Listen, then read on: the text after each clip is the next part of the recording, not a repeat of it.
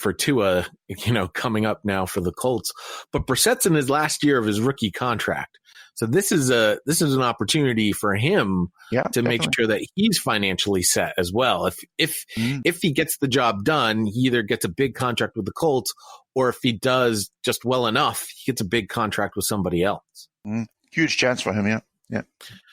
The other thing that I'm curious about with regards to Luck retiring is, what effect does this have on the NFL as a whole? And one of the things that I've always prided about this particular podcast is we present the perspective of 32 different fans.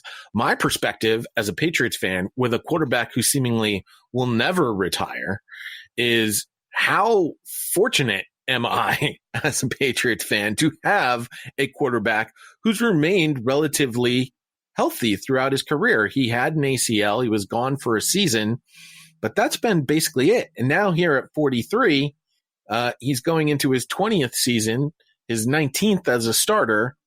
And it's not even his 19th. He's only started 18 full seasons, although that first year was basically almost a full season. It's certainly interesting to see Andrew Luck sort of just tap it and quit. What I thought was really interesting is Gronkowski did a press conference just a couple days ago and basically really put the Andrew Luck press conference in perspective, saying, listen, my heart wants to do it. My mind and my body is saying, you can't go, man. You are in too much pain. And if you're in that much pain and you're not loving the game that you're playing, I get it. I get why you would tap out. Like, it's just, if it's not fun, why would you put yourself through that punishment? Well, I would say, Gronkowski, why does that clown have to turn up to every show? I mean, you've had your career, go away. We don't want to hear from you again. There's nothing to do with Gronkowski. I was really annoyed reading his articles because it was like, well, actually, let me have some of the limelight here. No, thanks. You've had that. We enjoyed it. It was great. Bye. In terms of Luck, I was so impressed by his self-awareness, by his leadership, and by his ability to be able to see beyond the cash, if you like, Jay. He's probably leaving what, $300 or $400 million out there on the table, and he's a lot of players would push their bodies and their minds through that just to get the cash. Fantastic that he's shown in a sport which is too dominated by money, that actually your ability to walk and enjoy your family life and enjoy your own life and have peace of mind is far greater and far more important than money. I posed this question to our Panthers superfan, Cam Newton, the same age, or essentially the same age as Luck, with a very similar injury history and a perspective from other fans that he's not a guy who's going to give up his body to save a fumble. Trey answered, not really worried. The injuries Luck has sustained throughout his career have been pretty significant compared to Cam, and Cam has really only been hindered for significant time during one season of his career. If you watch Cam, he seems like he's enjoying his time out there. That being said, it's BS that it took the Colts 8 years to put a decent line in front of Andrew Luck, and the way the Panthers have failed to build around Cam early in his career has been equally as frustrating. On offense, I feel like this is the most complete unit Cam has had around him. Hopefully now they'll put it together and protect him this season.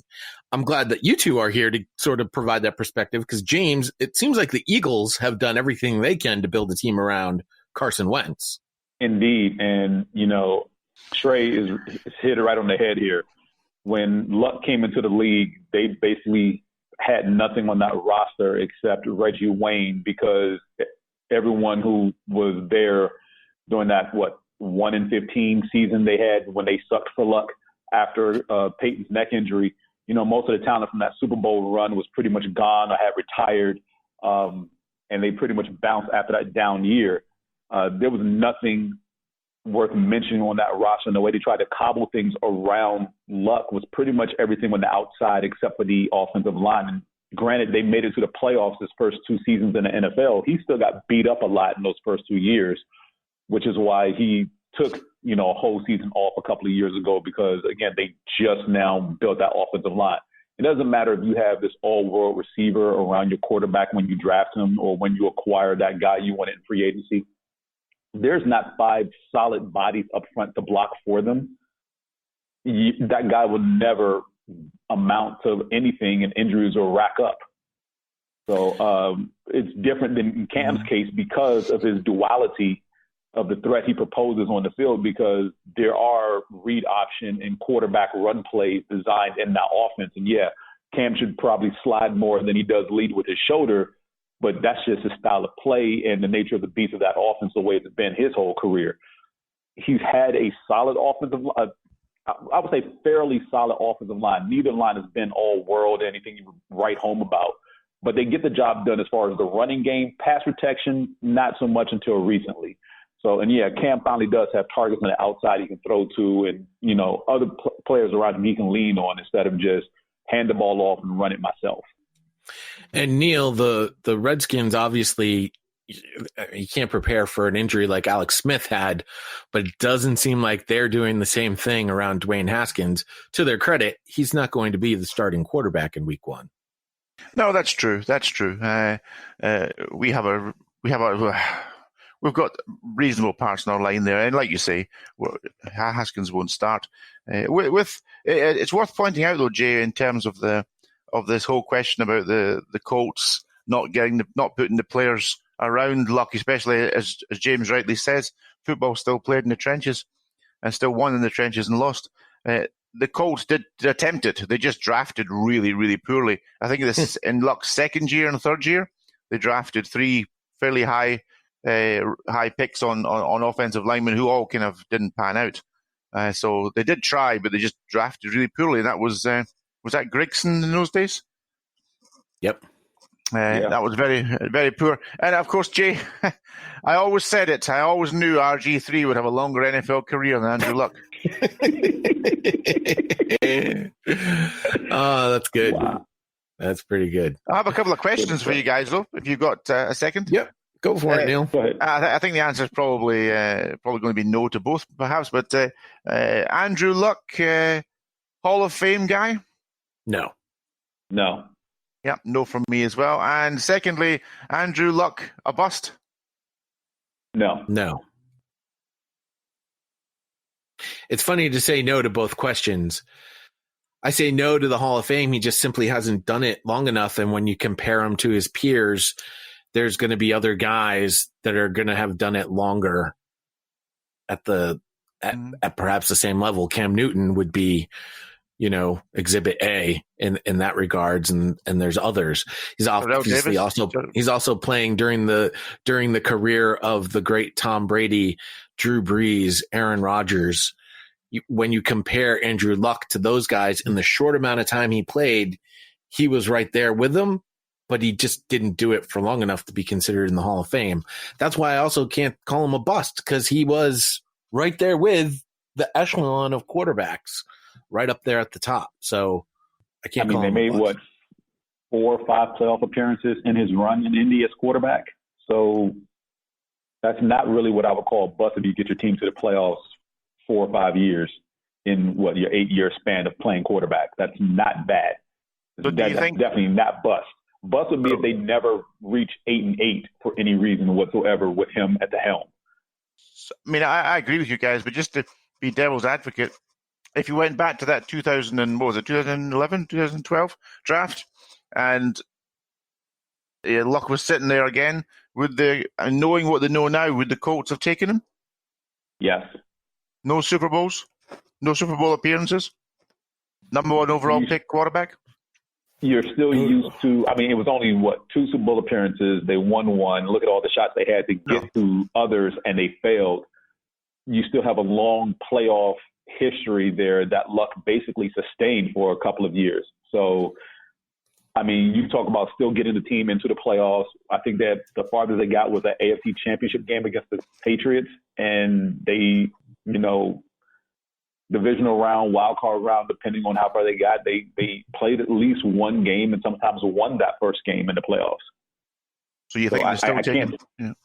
Yeah, I think they still take him. I mean, most franchises would love to have that opportunity. Knowing what they know now versus what they knew then, and you look at who was after Andrew Luck, I mean, I would say the next best option in this particular draft class was Luke Kuechly at number 9.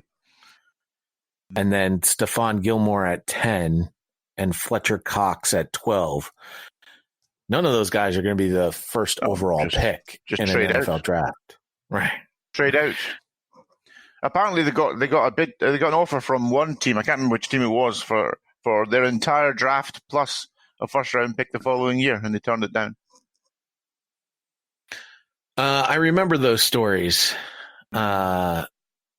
I don't know how true those stories really were. No, that's true. We don't know. That's but fair. they definitely needed a quarterback. And I mean, who are the other quarterbacks in this class? You're looking at Robert Griffin III. It's not going to happen. Ryan Tannehill. Brandon Whedon. There's the answer. Brandon Whedon. That's not going to happen. You have to remember, Jay, of course, that when Luck came out, most evaluators had him as the greatest college player ever. You know, he was the greatest. Well, I found our guy. I found the guy. Third round, pick 75, Russell Wilson.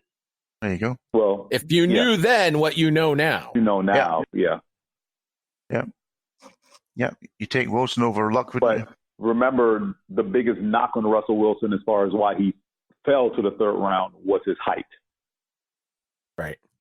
Well, and then the fact that he didn't play in a, quote, pro-style offense because – remember, part of the hype around Luck coming out, and some of it deservedly so, was that he played for Jim Harbaugh at Stanford in a pro-style offense. Yep. Those are the biggest factors on Luck that contributed, aside from the accolades and stuff that he garnered in college at Stanford and the yards and the touchdowns and the bowl game appearances and performances. All that notwithstanding, which you can clearly see this is a talent you probably shouldn't pass up on, but playing for a former NFL quarterback at one of the most prestigious West Coast schools in a NFL-style offense were three of the biggest factors is why he was picked number 1. Mm-hmm. Well, I mean, then your next choice for quarterback would be pick 88 in the third round, Nick Foles, or pick 102 in the fourth round, Kirk Cousins. That's true. There is, of course, the other option of trading out of the pick and going for quarterback the following year when you that was 2013. No, you didn't want to be in that draft, did you? No, in the supplemental draft there was Josh Gordon available, or you could have Mr. Irrelevant Chandler Harnish, who was a quarterback from NIU, drafted by the Indianapolis Colts. I guess Chandler Harnish didn't stick around. No.